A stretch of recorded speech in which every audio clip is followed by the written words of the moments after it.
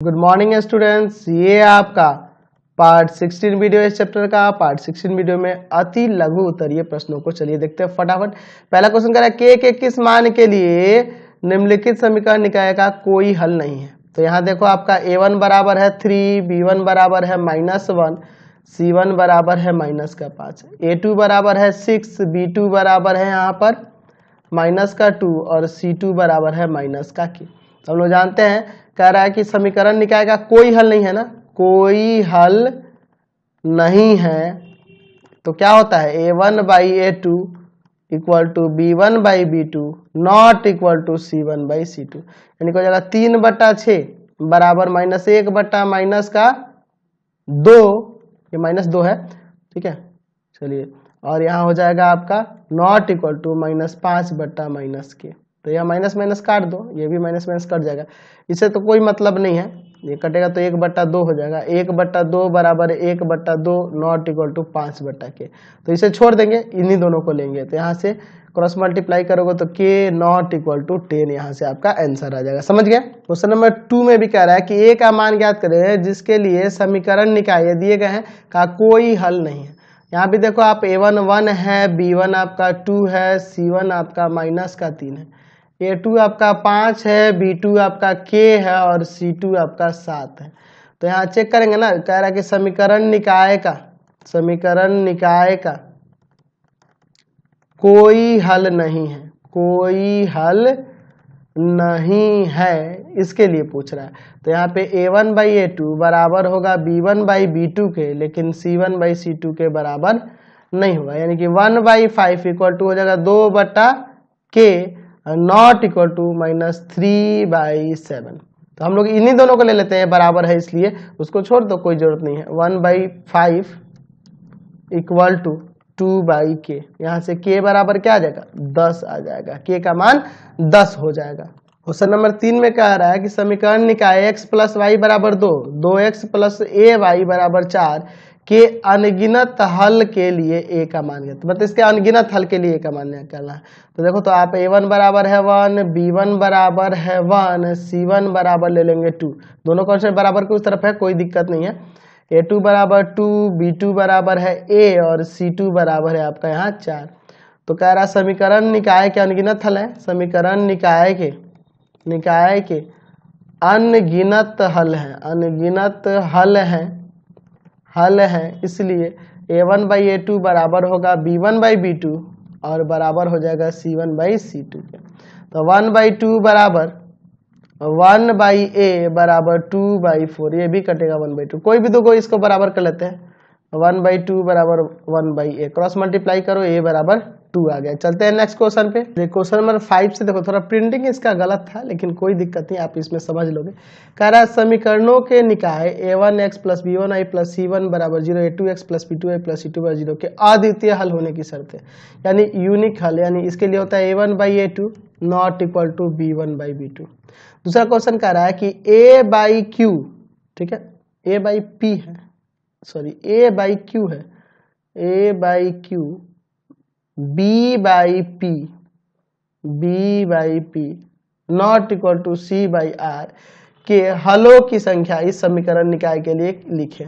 इसमें देखो एक्चुअल में यहाँ पे उल्टा दे दिया, a बाई p होना चाहिए और b बाई q होना चाहिए। देख लो, b बाई q, y का गुणांक, x का गुणांक, तो a बाई p कर देना इसको, b by q not equal to c by r। तो इसके लिए हलों की संख्या 0 होगी ना, कोई हल नहीं है, उसके लिए दिखा रहा है k का वह मान निकालें जो समीकरण निकाय का कोई हल ना हो। तो कोई हल ना हो के स्थिति में इसका बना सकते हैं आप आसानी से। अच्छा, इसका 8 नंबर का अद्वितीय हल हो, तो अद्वितीय हल में हम लोग जानते हैं कि a1 बाई a2 यानी कि k by 3 not equal to हो जाएगा 2/1, 2 बाई, यहाँ कुछ नहीं तो 1 है ना, यानी कि k equal not equal to आ जाएगा 6। तो कोई भी रियल नंबर हो सकता है, लेकिन 6 को छोड़कर। x और y में एक रैखिक समीकरण के कितने हल होंगे, तो अनगिनत होते हैं, अनगिनत हल होते हैं, एक रैखिक समीकरण के अनगिनत हल होते हैं। चलिए 10 नंबर का आ रहा है कि यदि रैखिक समीकरण युग्म ax plus by plus c बराबर 0 और px plus qr plus r बराबर 0 के आलेख प्रतिच्छेद करे, तब रैखिक समीकरण युग्म के हलों की संख्या। तो प्रतिच्छेद करेगा तो अद्वितीय हल, यानी कि एक हल, अद्वितीय हल यानी कि एक हल। यदि रैखिक समीकरण यही दिए है कि समांतर हो तो हलों की संख्या कितनी होगी, समांतर होगी तो एक भी हल नहीं, कोई हल नहीं, कोई हल नहीं। आलेख समांतर होंगे तो कोई हल नहीं। तो लिखा रहा है के किस मान के लिए इसका कोई हल नहीं है, तो कोई हल नहीं है मैं वही जानते हैं आप a1/a2 equal to b1/b2 not equal to c1/c2, a1/a2 बराबर b1/b2 not equal to c1/c2। तो यहाँ से हो जाएगा k/12 इक्वल टू 3/k और फिर not equal to k-2/k, k-2/k। चलो तो यहाँ पे अलग अलग सॉल्व करते हैं, इसको ले लेते हैं। तो k/12 equal to 3/k, k square बराबर 36, स्क्वायर जाकर उधर रूट में प्लस माइनस लग जाएगा, 36 का रूट होता है 6, यहाँ से k का मान आया प्लस माइनस है, लेकिन दूसरे वाले से भी हम लोग यहाँ पे चेक कर लेते हैं, या तो इसको इसके बराबर कर लो चाहे इसको इसके बराबर कर लो। 3/k नॉट इक्वल टू होना चाहिए k-2/k, क्रॉस मल्टीप्लाई करते हैं तो हो जाएगा आपका k स्क्वायर माइनस का 2k और नॉट इक्वल टू 3k। ठीक है, यहाँ आएगा आपका इधर से तो k square minus 2k minus का 3k नॉट इक्वल टू 0। तो यहाँ से आ जाएगा k स्क्वायर माइनस का 5k नॉट इक्वल टू 0, यानी कि k कॉमन कर लो तो k माइनस 5 बचेगा नॉट इक्वल टू 0। तो यहाँ से k बराबर नॉट इक्वल टू 0 हो जाएगा और k minus 5 not equal to 0, यानी कि k इक्वल टू आपका यहाँ से आ जाएगा k नॉट इक्वल टू आ जाएगा 5। तो यहाँ से हमने क्या देखा, यहाँ से हम लोग देख रहे हैं यहाँ पर कि k का मान प्लस माइनस है, यहाँ k 0 नहीं होगा और 5 नहीं होगा, यानी कि हम लोग यही मान ले लेंगे k equal two plus minus 6, है ना, इसको छोड़ देंगे। 13 देखो कह रहा है कि रैखिक समीकरण का आलेख होता है तो हमेशा एक सरल रेखा होता है ना, रैखिक समीकरण का आलेख एक सरल रेखा के ही रूप में न जाता है आपका, तो यहाँ लिख देंगे सरल रेखा होता है, एक सरल रेखा होता है, सरल रेखा। ठीक है, अगला कह रहा है कि रैखिक समीकरण युग्म को प्रतिस्थापन विधि से हल करें। कर नहीं सकते, इस तरह का हम लोग बनाए हुए थे, दो रैखिक समीकरण है, यहाँ 0 आ जाएगा, x बराबर भी 0 y बराबर भी 0, हम लोग बना कर देख चुके हैं इस तरह का क्वेश्चन।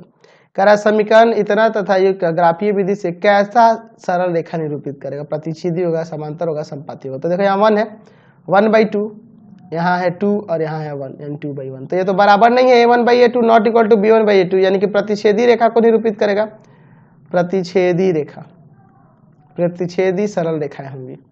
अद्वितीय हल वाला युगपत रैखिक समीकरण क्या कहलाता है, तो अविरोधी कहलाता है जी, अविरोधी कहलाता है। चलिए अगला कह रहा है कि a1/a2 b1/b2 और c1/c2 की तुलना कीजिए कि दिए गए रैखिक समीकरण के युग्म संगत है या असंगत। तो यहाँ देखो a1/a2 निकालोगे तो 5/10, मैं शॉर्ट में बता दे रहा हूँ, 1/2 आएगा। b1/b2 निकालोगे तो b1/b2 यानी कि यहाँ हो जाएगा -3 और बटा में यहाँ 6, ठीक है, -3 और बटा में 6, ये भी कटेगा, माइनस का 1/2 हो जाएगा। यानी यहाँ देख रहा है कि a1/a2 नॉट इक्वल टू हो रहा है b1/b2 के, a1/a2 not equal to b1/b2 के। तो आपका क्या हो जाएगा, संगत ना, एक हल होगा यानी कि संगत हो जाए, अद्वितीय हल में संगत होता है।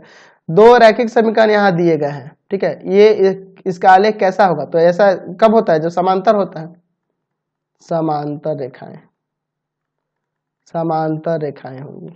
चलिए समझ गए, चलते हैं आगे। ऑब्जेक्टिव क्वेश्चन दिए है उनको, चलिए अब कुछ ऑब्जेक्टिव क्वेश्चन दिए है। शुरू की प्रिंटिंग थोड़ी गड़बड़ है लेकिन क्या करें, इसी से काम चलाना है।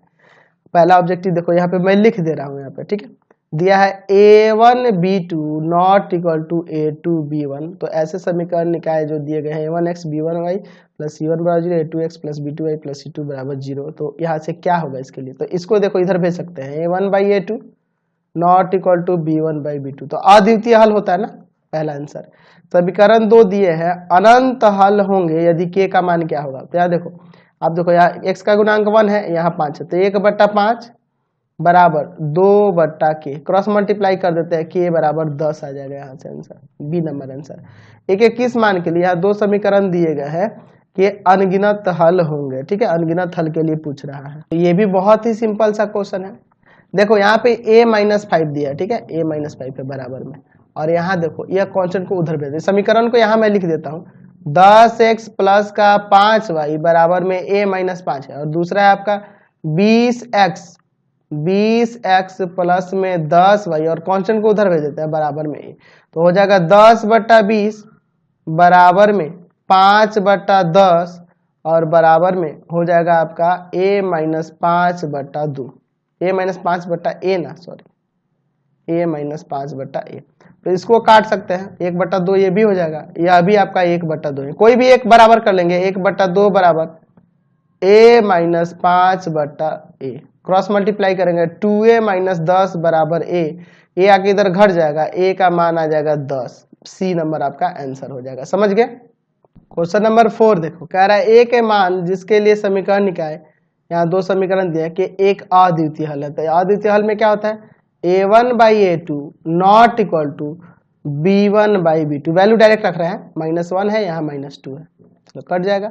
यहाँ a नॉट इक्वल टू क्या हो जाएगा आपका 2a नॉट इक्वल टू 6, यानी a नॉट इक्वल टू 3 हो जाएगा, बी नंबर आपका आंसर हो जाएगा। समझ रहे हैं ना यहाँ पे। चलिए 5 नंबर देखते हैं, कह रहा है समीकरण निकाय यहाँ पे दिए गए, इसके लिए अनंत हल होंगे, तो बहुत सिंपल है यार, मैं डायरेक्ट यहाँ पे लिखता हूँ 1/a, देखो x का गुणांक दोनों का लिख दिया हूँ।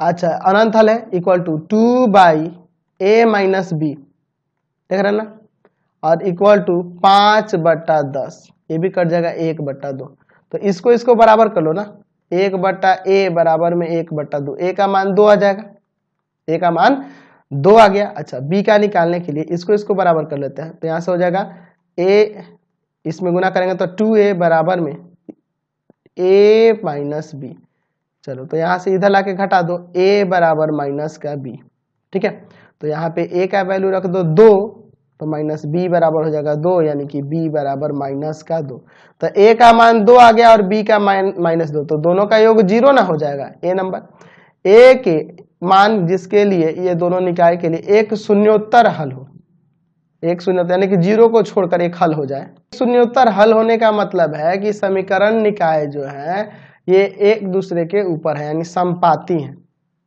समपाती है, यानी कि समपाती के लिए तीनों अनुपात बराबर हो जाएगा ना, तो यहाँ पे आप a/2 बराबर 10/5 ले लो, 0/0 लेने की जरूरत नहीं है, यही दो से काम हो जाएगा।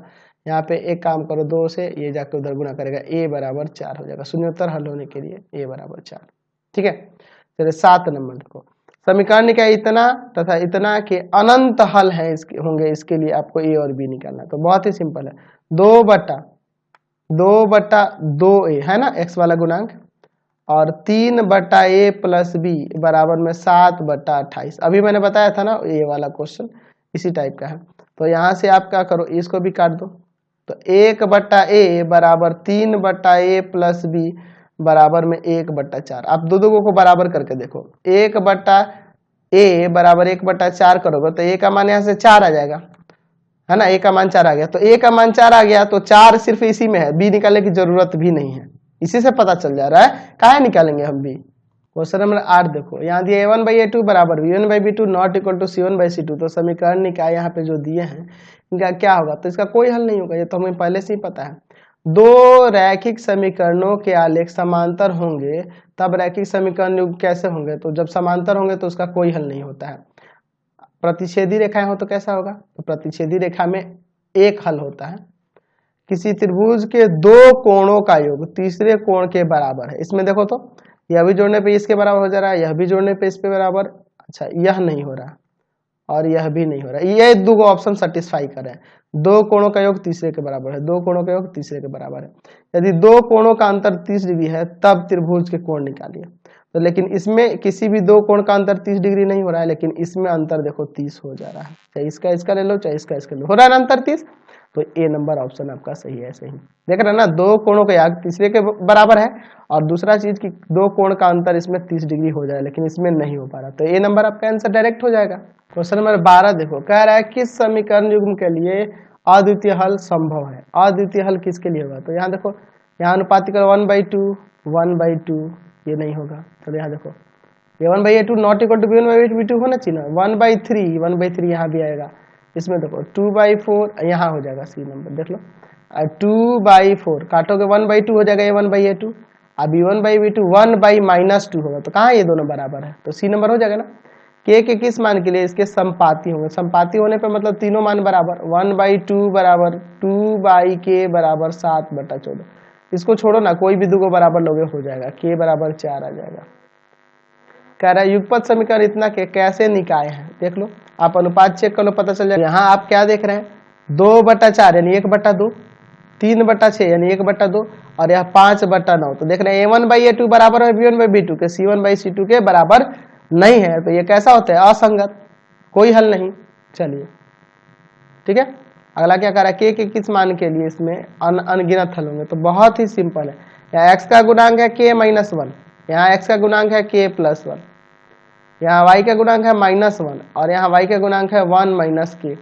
अच्छा, और यहाँ पे हो जाएगा 5/3 k+1। अनंत हल होंगे, कोई भी दो को बराबर करेंगे आ जाएगा। यही दोनों लो ना, इसमें इससे गुना करो तिरछा, इसमें इससे गुना करो, ठीक है। अच्छा, इसको और इसको ले लो, कोई फर्क नहीं पड़ता है, आप यही दोनों बराबर कर लो। इसमें गुना करोगे तो k, जाके गुना करते हैं, k माइनस का k² माइनस का 1 और प्लस का k बराबर में माइनस का k और माइनस का 1, -1 काट दो। अच्छा, यह देखो माइनस का k² और k के 2k और यह माइनस का k इधर आके प्लस का k, है ना। चलो, तो यहाँ से हो जाएगा k माइनस का k² प्लस का 3k बराबर 0, माइनस का k कॉमन कर लो तो यहाँ हो जाएगा k प्लस -3 बराबर 0। तो यहाँ से आ जाएगा k बराबर 0 और एक k -3 बराबर 0, यहाँ से एक k बराबर 3 भी आ जाएगा। तो देखो यहाँ पे अगर हम k के जगह 2 मान आ रहे हैं, लेकिन अभी दूसरे वाले को भी चेक कर लोगे तो बढ़िया है। इसको चेक करके देखते हैं, -1/1 - k और यहाँ है 5/3k + 1। इधर तीसरा गुना करो तो माइनस का 3k और माइनस का 1, यहाँ हो जाएगा 5 - 5k। इसको इधर लाते हैं तो माइनस का 3k प्लस का 5k, ये उधर जाता है तो 5 1 6, ये दोनों देखो हो जाएगा 2k बराबर में 6 यानी k बराबर 3 हो जाएगा। तो k का मान 3 के लिए ये भी संतुष्ट करा है, यह भी संतुष्ट करा है, यानी कि 3 ही लेंगे, 0 नहीं हो सकता है। 0 लेने पे गड़बड़ हो जाएगा, इसके लिए संतुष्ट नहीं करेगा। दोनों में जो कॉमन है वो आपका आंसर हो जाएगा। क्वेश्चन नंबर 16 देखो, कह रहा है अगर किसी संख्या के इकाई का अंक y है और दहाई का अंक x है तो अभी संख्या 10x + y होगी। 10 गुना दहाई और प्लस में इकाई, यही ना बताए हैं। एक संख्या दूसरे से 2 गुना है, अच्छा यह भी 2 गुना है, यह तो 2 गुना नहीं है, यह भी 2 गुना नहीं, ये आंसर ऐसे ही पता चल रहा है। और इनके अंकों का योग 27 है, देखो 18 और 9 जोड़ोगे 27 हो जाएगा, तो यही ना आंसर हो जाएगा। सिंपल है, बनाने की क्या जरूरत है। दो एक घातीय समीकरणों के लेखा चित्र यदि संपाती हो तो हलों की संख्या क्या होगी, संपाती होंगे तो अनगिनत हल होगा। एक पिता और उसके पुत्र की आयु का योग 45 वर्ष है। 5 वर्ष पूर्व दोनों की आयु का गुणनफल उस समय की आयु का 4 गुना है। तो पिता की अगर वर्तमान आयु x वर्ष है तो इस कथनों को निरूपित कर रहा है, वो बताना है। देखिए, एक पिता है और पुत्र है, दोनों की आयु का योग 45 वर्ष है, ठीक है 45 वर्ष है। 5 वर्ष पूर्व, अच्छा तो मान लो पिता जो है x साल का है तो पुत्र 45 - x साल का होगा अभी में।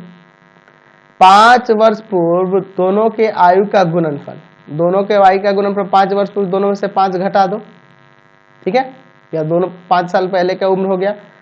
पिता की आयु का 4 गुना है, पिता की आयु का 4 गुना है। तो देखो इन दोनों का गुणनफल पिता की आयु का 4 गुना है, उस समय की पिता की आयु का, तो उस समय यानी कि उसमें भी 5 घटा देना होगा, उस समय की आयु के 5 गुना है। तो इस समय आयु क्या है, x - 5 है, इसका 4 गुना है। तो इन दोनों का गुणनफल बराबर है उस समय के आयु के 4 गुना के बराबर। तो ये आपका बी नंबर आंसर हो जाएगा ना, यही दिख रहा है।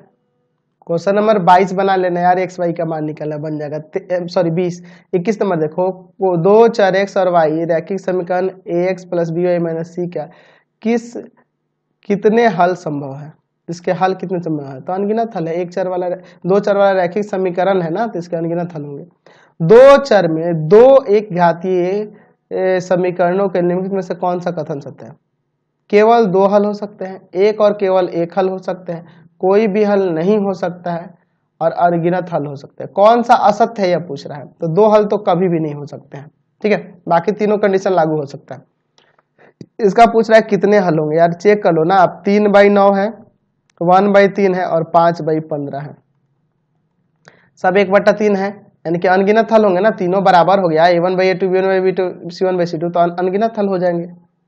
आगे भी उसी तरह के क्वेश्चन है, यहाँ देखो इस पे पूछा कितने हल होंगे, ये भी उसी तरह का है, 2/10 3/15, यहाँ देखो यही दोनों बराबर नहीं होंगे, ये 1/5 नहीं बराबर हो जा रहा है, सॉरी 1/5 दोनों बराबर है। तीसरा देख लो यार 5/7, तो a1/a2 बराबर है b1/b2 के, लेकिन c1/c2 के बराबर नहीं है, यानी कि कोई हल नहीं होगा। इसके कितने हल होंगे, तो 5/3 एक हो जाएगा और दूसरा हो जाएगा -3/2, तो यही दोनों बराबर तो नहीं है, a1/a2 b1/b2 के बराबर नहीं है, इसलिए इसका क्या होगा, एक और केवल एक हल, अद्वितीय हल। के किस मान के लिए इसका अद्वितीय हल होगा, तो यह जाहिर सी बात है k/3 देख लो a1/a2 और 2/1 नहीं बराबर होगा, क्योंकि अद्वितीय हल पूछ रहा है, तो a1/a2 not equal to b1/b2 यानी k नॉट इक्वल टू 6, बी नंबर अद्वितीय हल नहीं है, अद्वितीय हल नहीं होंगे, अद्वितीय हल नहीं होंगे, के किस मान के लिए अद्वितीय हल नहीं होंगे।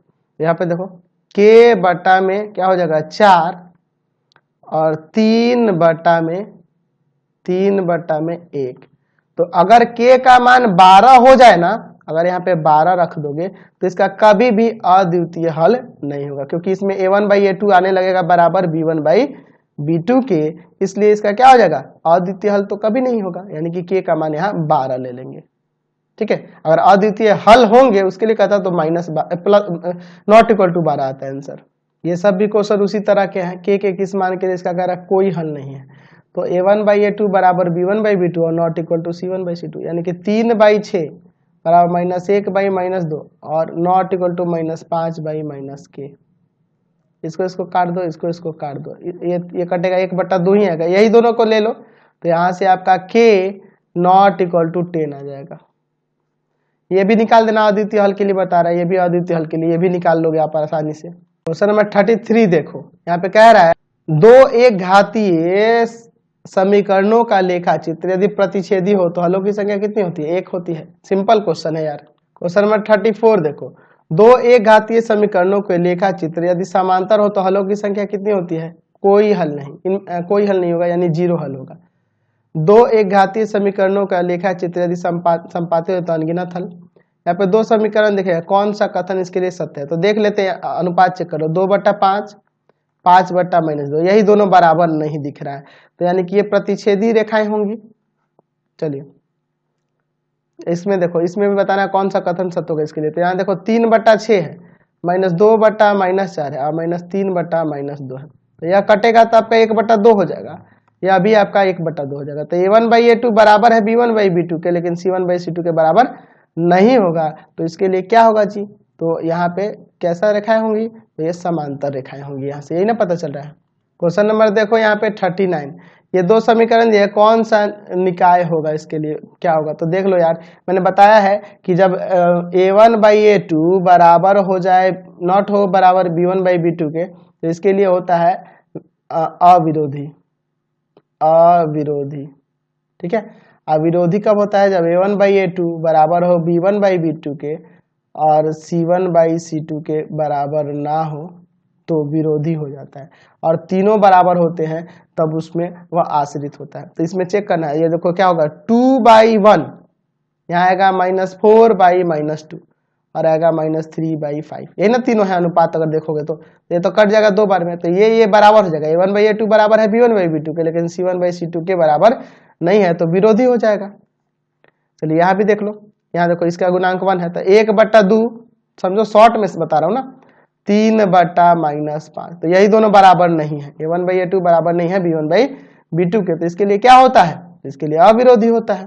देखो तो इसके लिए देखना है, तो यहाँ देखो 1/3, यहाँ -5/-15 और 1/3 सबको ले लिए, ये देखो ये काटोगे, ये भी 1/3, तो तीनों बराबर हो जा रहा है, तो इसके लिए क्या होता है, आश्रित होता है, तीनों अनुपात बराबर आश्रित हो गया।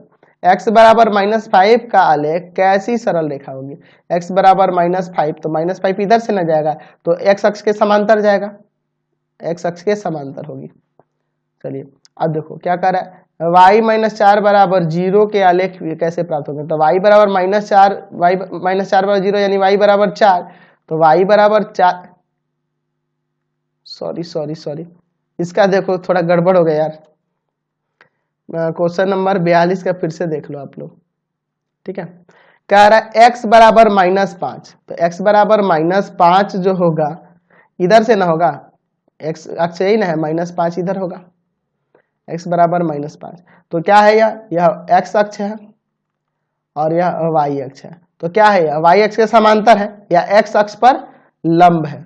x अक्ष पर लंब भी हो सकता है, x अक्ष पर लंब होगा और y अक्ष पर समांतर भी होगा, y अक्ष के समांतर भी होगा, तो दोनों यहाँ पे कर सकते हैं, बी भी और सी भी आंसर हो सकता है।